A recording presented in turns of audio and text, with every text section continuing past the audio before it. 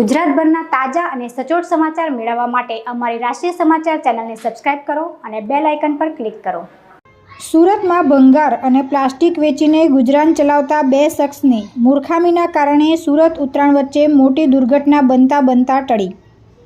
દુકાનદારે pipe કાપી આપવાની ના પાડતા બંને શખ્સો રેલવે ટ્રેક પર મૂકીને નાસીપાસ થઈ ગયા હતા। આ પાઇપના કારણે સૌરાષ્ટ્ર જનતા એક્સપ્રેસ ટ્રેન આકસ્મિક ઘટનાનો ભોગ બનવાની હતી। જો કે રેલવે પોલીસની સમયસર નજર પડતા એક આરોપીની ધરપકડ કરીને દુર્ઘટના બનતી અટકાવી હતી। જો કે આ ઘટના પાછળનો એક આરોપી હજુ પણ ફરાર છે। પોલીસની પૂછપરછ મુજબ ધરપકડ કરાયેલા આરોપીનું આખું નામ રામજીભાઈ દેવશીભાઈ કોરડિયા છે।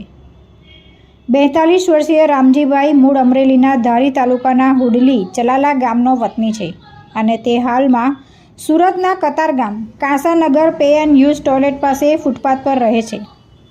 ઉપરાંત તેની સાથે એક અન્ય વ્યક્તિ પણ છે।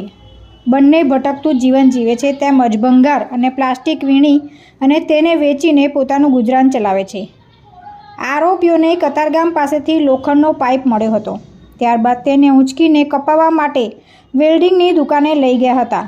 જોકે દુકાનદારે પાઇપ કાપી આપવાની મનાઈ કરી હતી, જેથી રેલવે ટ્રેક પર મૂકીને કાપવાનો પ્રયાસ કર્યો હતો।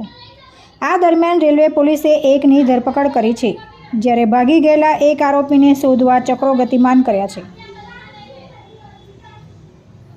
તુલસી શર્મા સાથે રાષ્ટ્રીય સમાચાર સુરત।